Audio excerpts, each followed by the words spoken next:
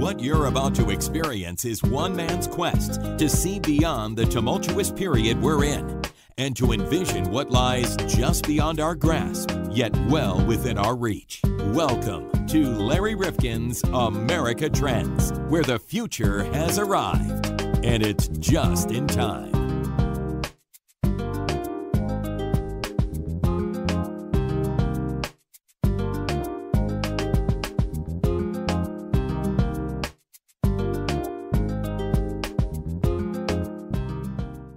Welcome back to America Trends. Larry Rifkin along with John Kropsic.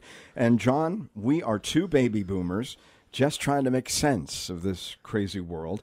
I don't know, with our voices, it's really hard, I think, for people to gather a sense because we do look at issues in a very open-minded way. I wonder if people really do think that we're the ages that we are. Yeah, you wonder. But, we really grew up in a crazy world. And, we thought it could never get worse, but I start to wonder sometimes. I start to wonder myself. But we did live in turbulent times. We really did. And we came through it and became rather conventional in many ways. How do you think our generation, really, John, when you rank us as people look back at this flood of kids from the 50s and 60s, what are they going to say? How are they going to typify our generation? Boy, that's a good question. That is a good question because, we really, we went from, we got to stick it to the man and then we became the man and we haven't done a very good job at being the man. Yeah, man, we don't trust anyone over 30, man. I know. And we went from hippies to business types and almost overnight. We've really failed. I think we would get an F as far as how we've handled the country since we've had control. I mean, you don't think our presidents of our generation are going to be up on Mount Rushmore? No, I mean, we've had a few good ones, but, they really haven't. I don't know. We lost something in the sauce somewhere. Right. So we're not going to be competing with the greatest generation. No. All right. Fair enough. Though we did make some changes and we brought about some reforms, and that's all good. It really is. But I think it's fair to say that, since we have been the dominant force in this society for such a long time, we were a rebellious lot at one time, and then we got really good educations, and now we're graying. Yeah, but we're still fighting the wars. We went through Vietnam. We thought, okay, we solved that, and now we're still in these endless wars. I mean, it's just... Right. Our generation has held on to some of the remnants of that era, even though we said we don't want to make the mistakes that we made in Vietnam. Peace, we made them again. Peace. Yeah. So listen, you've got parents and grandparents like us who just won't go away. We're staying on the scene for as long as we can because, frankly, we think that death is a terrible alternative That's right. to what we've been stop. experiencing. No, Absolutely. we can't stop. We can't stop. So we're going to keep on rolling. We're going to hang on, rolling down the river. We're going to keep on hanging on for a little longer. And do you realize, John, that we are part of an incredibly bold experiment that I didn't realize until I talked to our next guest? And that is that... Did you realize, John, that we are really part of a bold experiment? And I didn't realize this until I talked to our next guest. We are part of the first moment in the history of the world when there are 6 generations alive at one time. Wow. I didn't realize that. I know. 6 generations at the same time. Well, you've got the greatest generation. Right. Some of whom, that's thank true. goodness, are still with us. The baby boom. Right. You've got Generation X. You've got the millennials. You've got Y. And then you've got a new group, I believe he called Alpha. Some of the young kids who are babies. Gotta start the Alpha. Exactly. We're starting again. So this is a really incredible moment in time. And it would suggest that we've got to get ourselves together and make sure we're on the same Sounds page. like a song. What's that? Get together. Yeah, well, actually, how about the song Let's Work Together, Canned Heat, as we're thinking about the 50th anniversary of Woodstock. In fact, I'm going to be playing that song tomorrow on a little stage, a very small stage. Well, anyway, that's all right. Hey, I never became that rock star I wanted to be. Everybody in the 60s wanted to be a rock star. Be in a band. I know. Well, I'm still in a band, but are you sure this is the way the Beatles started? I don't think so. But Chaim Hearing is with us, and he's got an incredible book called Connecting Generations, Bridging the Boomer, Gen X, and Millennial Divide. Now, in this podcast, John, we talk primarily about the millennials and the boomers because we are the largest of the two cohorts that we're going to be talking about, and we are having the greatest impact. The millennials clearly are going to have to take over a lot of the responsibilities of the boomers, and the boomers, again... Somebody's got to clean up our mess. Okay, that's a good way of putting it. It is.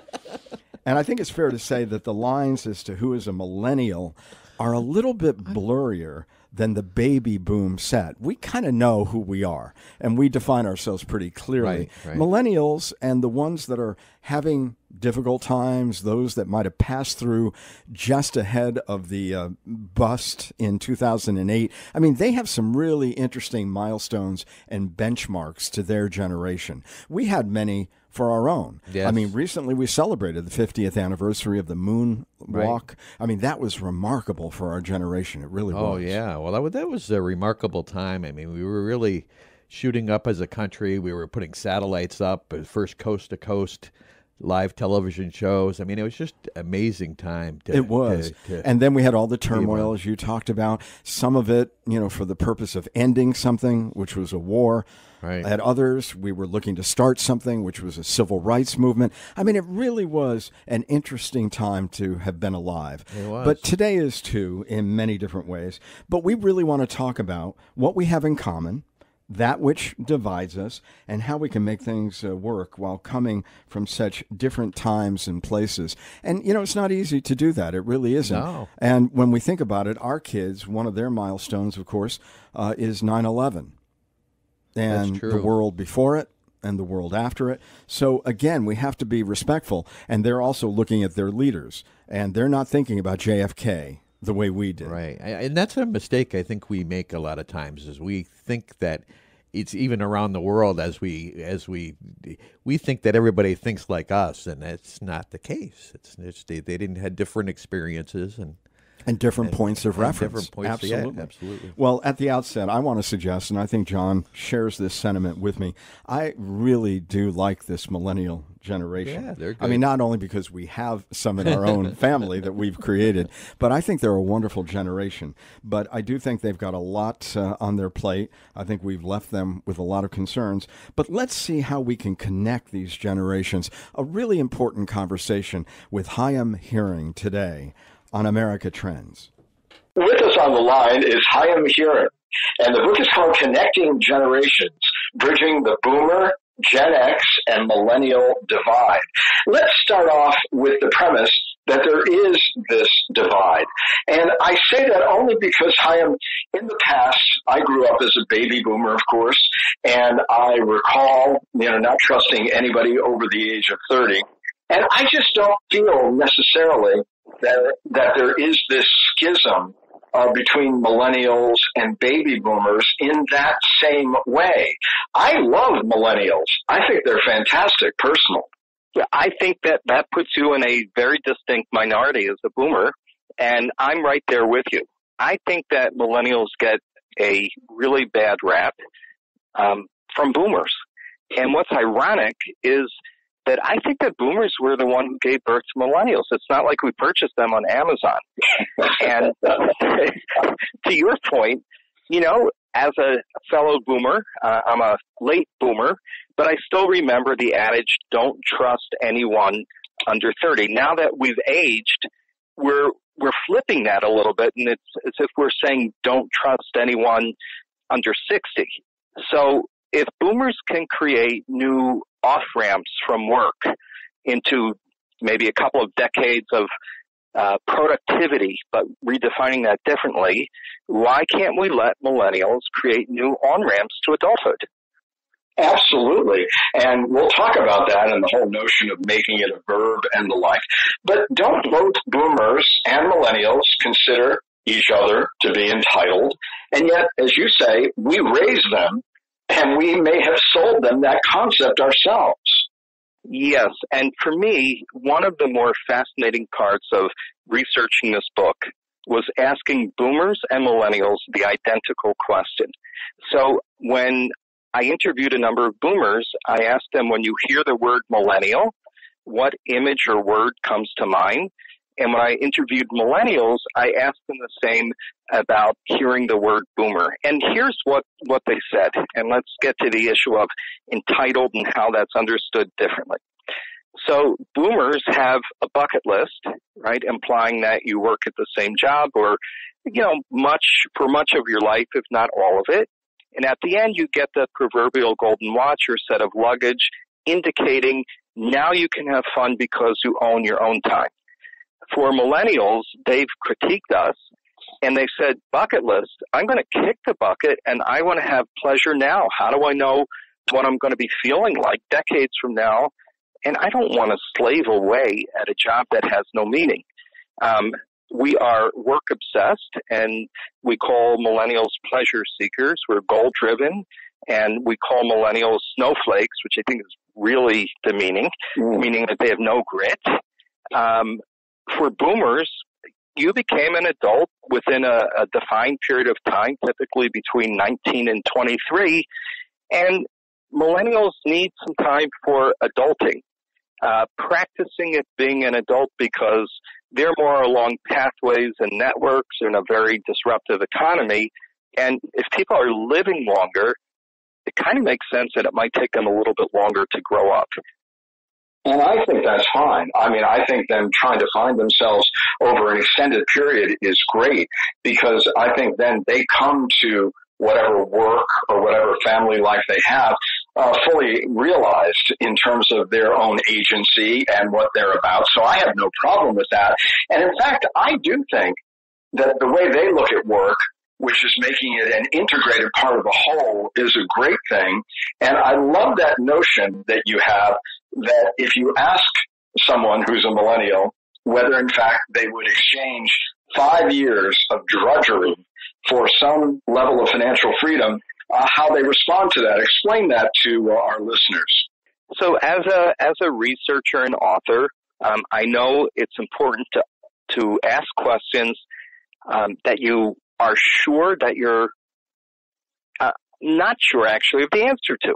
So I wouldn't ask a boomer, would you have worked at a job for 5 years that had no meaning? Because they did. We did. But I did want to hear from millennials. If I asked them, would you work at 5 years at a job that held no personal meaning, legal job, after which you wouldn't be able to retire, but you would be financially comfortable enough to select any job that you would like for the rest of your life? Without thinking across the board, the answer was no. They had a few other choice words, which I can't say on air, but they looked at me quizzically thinking, why would I do that? And of course, that's what boomers did. And I would add one more thing. Many millennials today, when asked, what do you want to do for the next decade or 15 years, get into eye roll mode. And I think that that's just fine, because how can they know what they want to do for a decade when the job that they have 3 years from now may not even exist today? Exactly. And of course, you talk about the three truths that as a foundation make up the thesis of your book. Number one, we know we need fulfilling relationships across generations. Technology is creating a disconnection for everybody, and it's hard to adapt to the new state of disequilibrium. So with all of that in play, we should really have some understanding. I mean, I have one child who has been pretty settled in his career, one who has continued to search and evolve and get more education and the like. But I know she's on the right path, and it will occur. But for me, I just fell into it a lot more easily than she is able to today. And I understand it's a different work world. It's a different work environment. It is, but what I found is that many boomers are impatient. They like to impose their own set of values that reflect a different time of life and time in the world. And that's really frustrating for millennials. Now, I would also say that maybe we overcompensated in trying to teach the value of collaboration and everyone's a winner. And that's why you'll hear boomers say, boy, those millennials are really needy. Why is it that they think they want to be CEO on day 2 of the job? And when millennials talk about boomers being entitled, what they're saying is, we think that just because a boomer has a certain level of seniority or is at a certain age, that person is not automatically entitled to be in charge of a project or an organization. When boomers talk about millennial entitlement, they're pretty much referring to the sense of, you're lucky to have me as an employee. And that's where breaking down these stereotypes and increasing communications, which is a challenge by generation, I think can help to reclaim what is more perennial, that cuts across all generations and the work that we have to do. Well, one of the things that was a revelation to me in reading your book, Connecting Generations, is the fact that we've got perhaps 6 generations alive today. And in the workplace, there are many people reluctant to leave the work environment, or they're just not able to because they don't have the resources when a lot of pensions went dry and when a lot of other guarantees became unguaranteed. So you've got a lot of young people, whatever generation we want to call it, because I know we're talking primarily about millennials and boomers, but Generation Z, X, all of them. And there they are, commingled in the work environment. What is that like? Because I'm not in a work office environment today, but what does that feel like? Very often conflictual. So there are generational clashes because emails are misunderstood easily.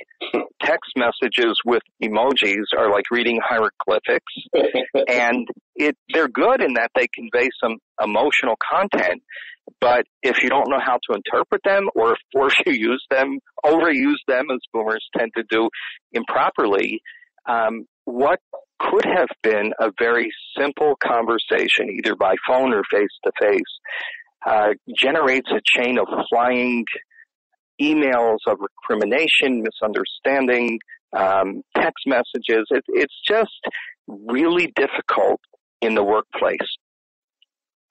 And when you think about all of our reference points, I mean, for many of us, email seems like a revelation. I remember when it came into my work environment years ago, and we thought the first adapter to it, that he was out of his mind. What are you talking about? How are we ever going to look at this? I just can't even understand how difficult it is for somebody my age in a regular work environment today, and virtually everything deals with technology on some level, how they're keeping up with these young people who are natives in this land. Is that one of the things, even though this disequilibrium is happening across generations, to me it's much more pronounced among those of us who are of a different vintage, another way of looking at perennials, if you will, and the older folks who are listening to us.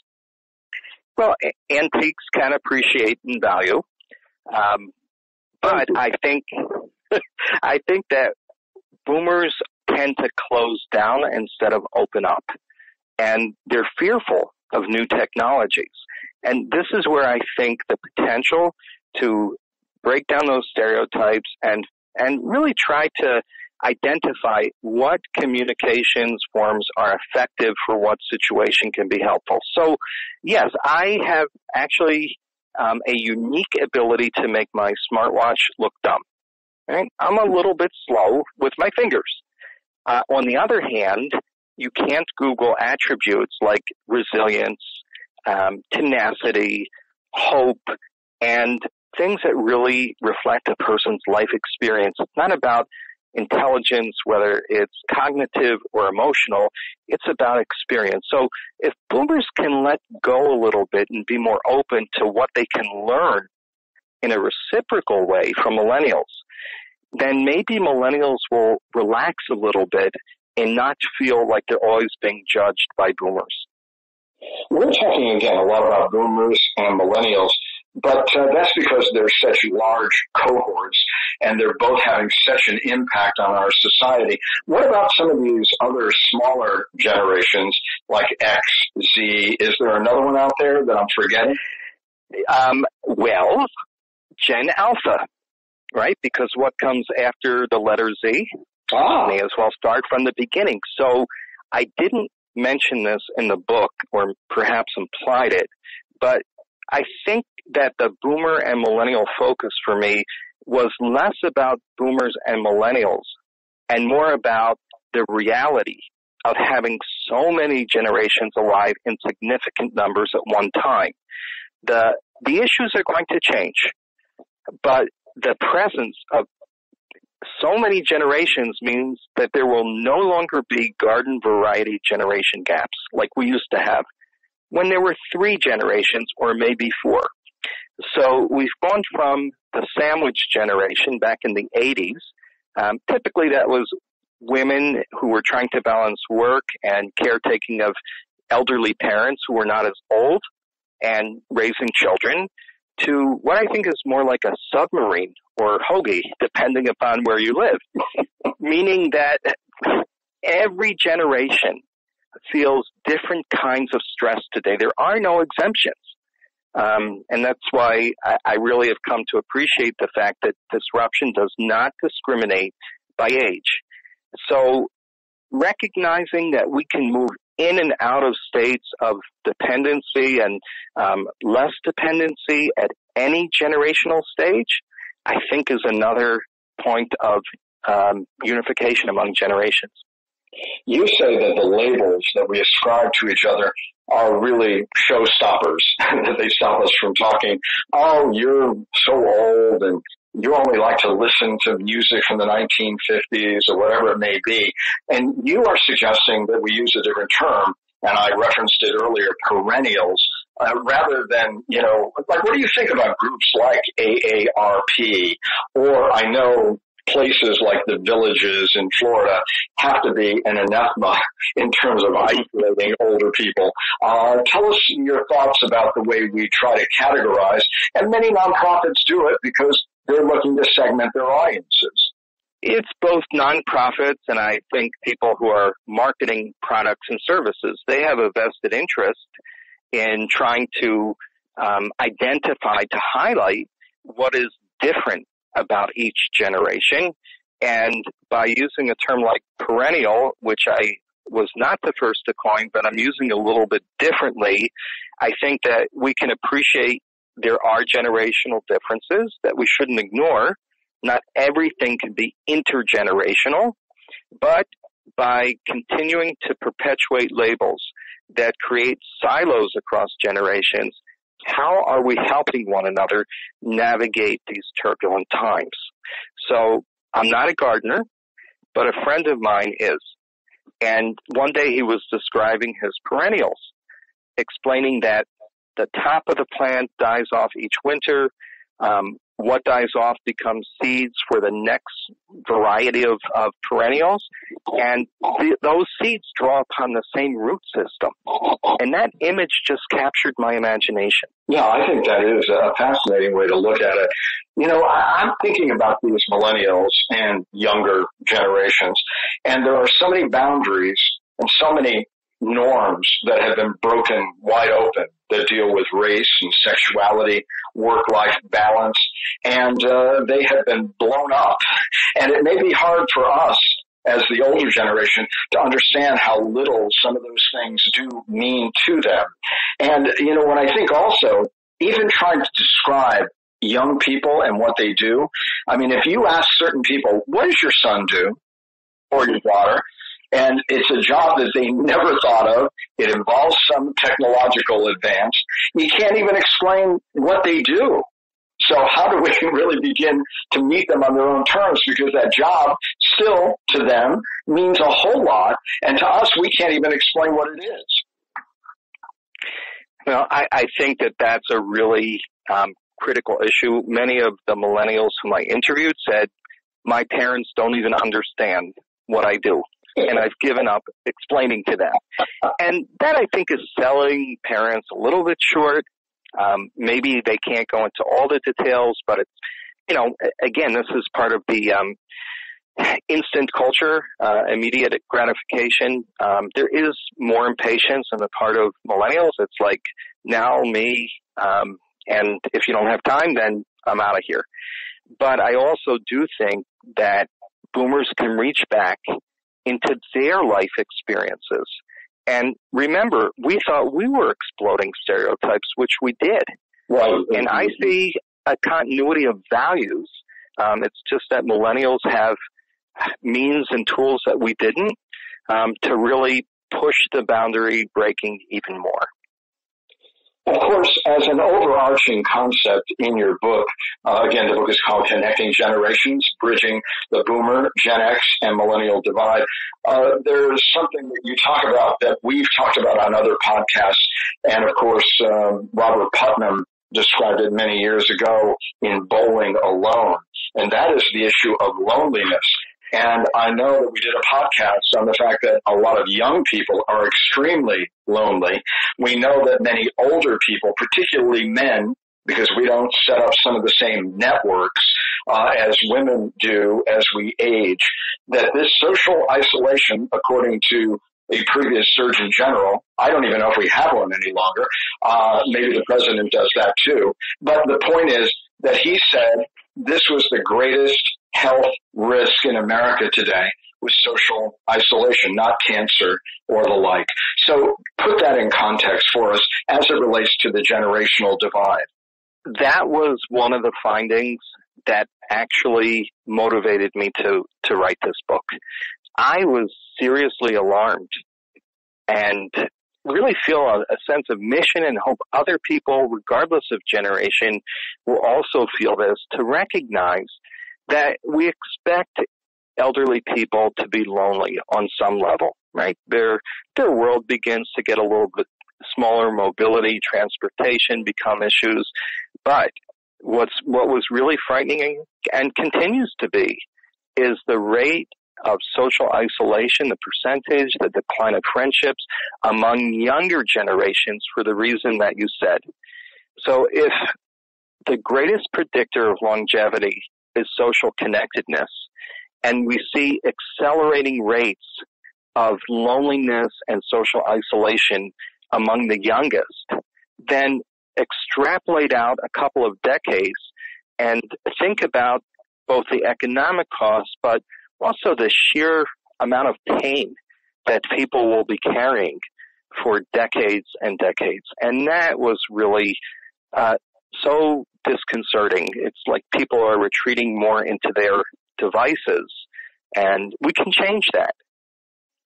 And we'll talk about that, but I want to get back to this notion that my generation, we all like the same music. We all relate to the 1969 landing on the moon. John F. Kennedy is still an exemplar to us. Then you have another generation, and they grew up around Watergate. And then 9/11, of course, became a real touchstone to so many. Is that really a point of departure for so many different generations where we can't even imagine? Because if we start talking about the good old days, and we start talking about the landing on the moon, and they say, the moon, well, I know Elon Musk is going to go there, or Jeff Bezos is going to deliver us there in a drone or something. I mean, in other words, how difficult is it when all of our reference points are so different and so divergent, and they've been so cataclysmic in different ways? That is a real problem, but again, think about how we've managed to isolate generations, even if we look at housing. So people who are older may live in a community campus where there's a continuum of care, from independent to, complete nursing, what we would call nursing home care. And those complexes tend to be away from residential neighborhoods. Yeah. So how can people who have been, weaned on certain pivotal events that are different from those of other generations begin to appreciate the changes when there's no organic contact between young and old? And where we live, there's a university that's been trying to bridge that with a lot of programming that is intergenerational. There's a program at the University of Connecticut on one of their campuses that tries to involve the campus kids at the same time that they have this Osher Lifelong Learning Institute and bringing together the generations.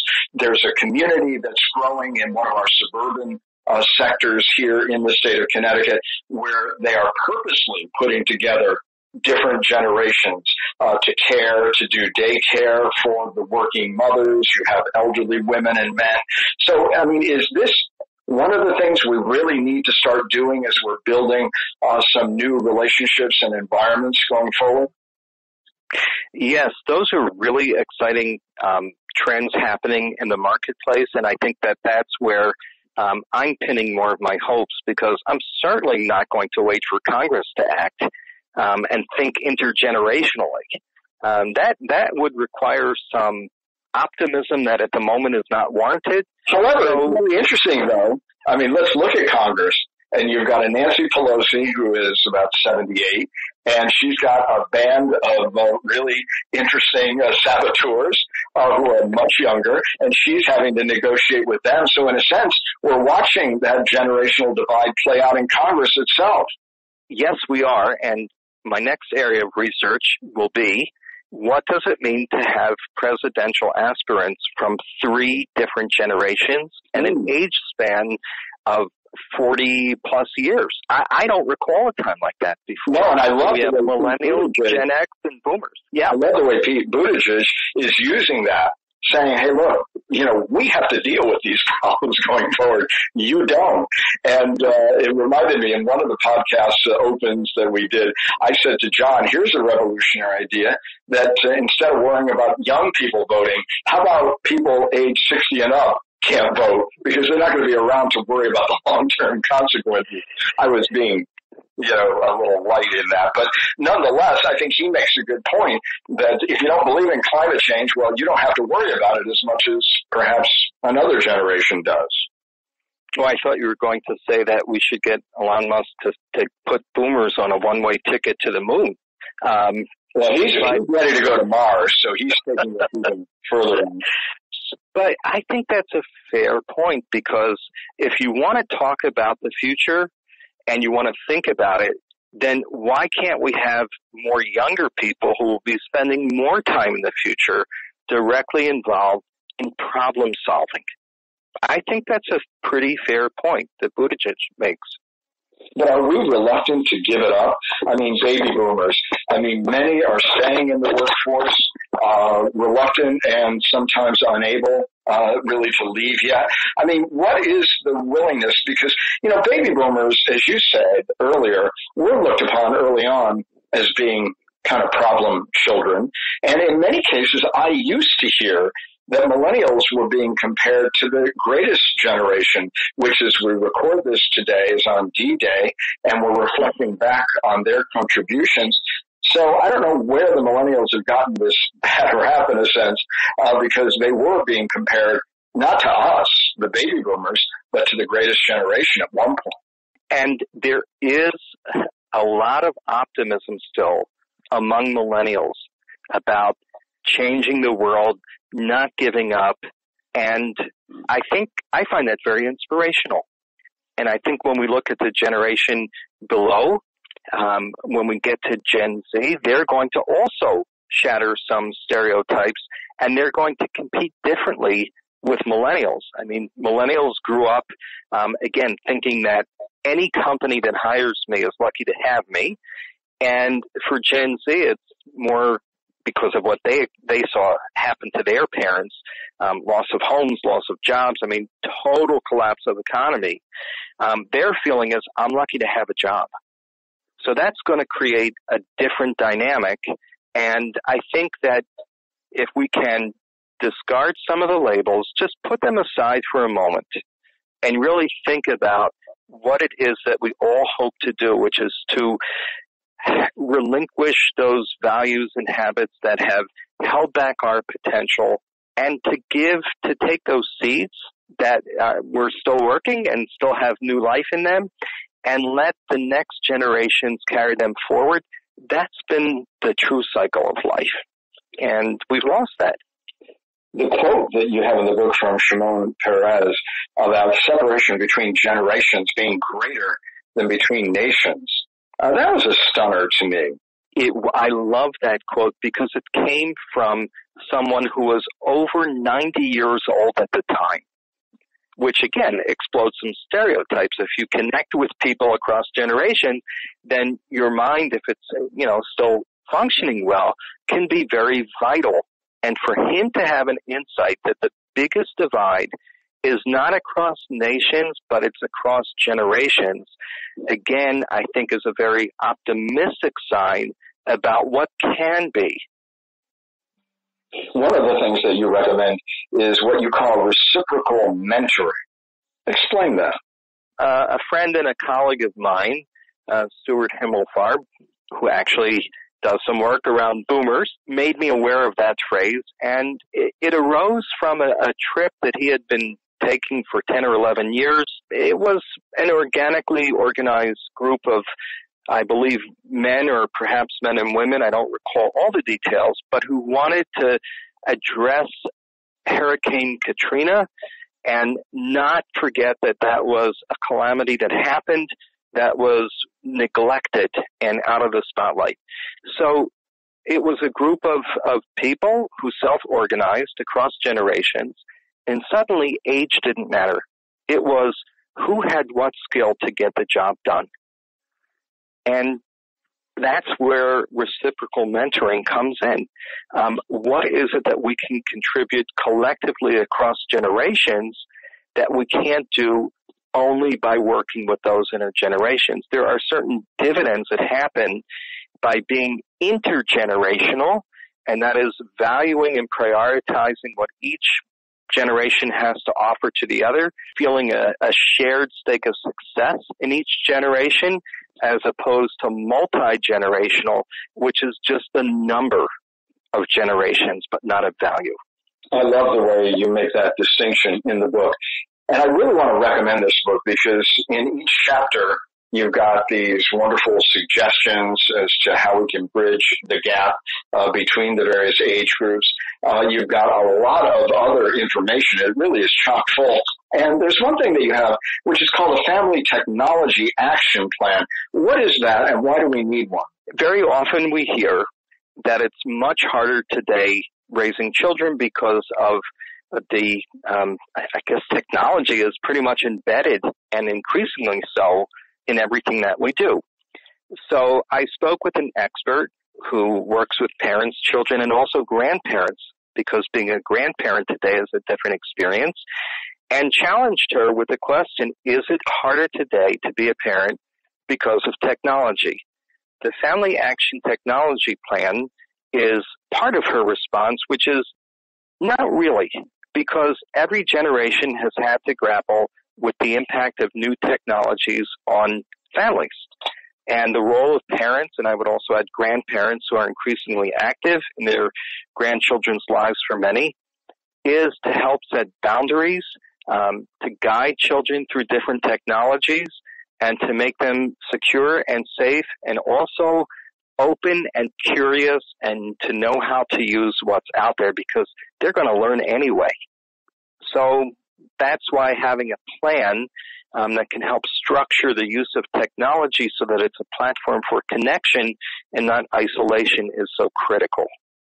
In closing, is there one generation that is less receptive to sharing, to reaching out?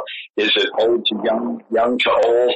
Or does it really just depend on the circumstance? Or is it really that perhaps society hasn't woken up to the sixth generation, matrix that we now have, and hasn't really encouraged this because we're so busy living our lives and often segmenting ourselves by age, by race, by neighborhood, community, whatever it may be? I don't think that any generation has a monopoly on age segregation. But I think that there's so many other isms right now that one that's really prevalent, that has slipped under the radar, is the way that we've segregated ourselves by age. And I think it's a structural problem that we have to deal with. It can be dealt with through housing, through education, in the way that you described with colleges, actually building either senior housing or offering intergenerational classes, through volunteer work. There are ways that we can do it that actually don't cost any additional money. It's a reprioritization of values. You're absolutely right. My wife is working in this gardening program where the fruits of it all go to soup kitchens and the like here in our community. And the young people from the high schools and the colleges come and work with seniors to get that done. So you're right. I mean, it's a lack of imagination, or perhaps it's a lack of thinking that this is another one of those issues that we really do need to address to maximize our potential in this society. But you do such a great job, I am hearing, in this book, Connecting Generations, Bridging the Boomer, Gen X, and Millennial Divide. And again, you get into hard trends, and we really appreciate it on America Trends that you came by today. Thanks so much. Thank you, gentlemen. I really appreciate it. America Trends Podcast is part of the MHNR Network, mhnrnetwork.com.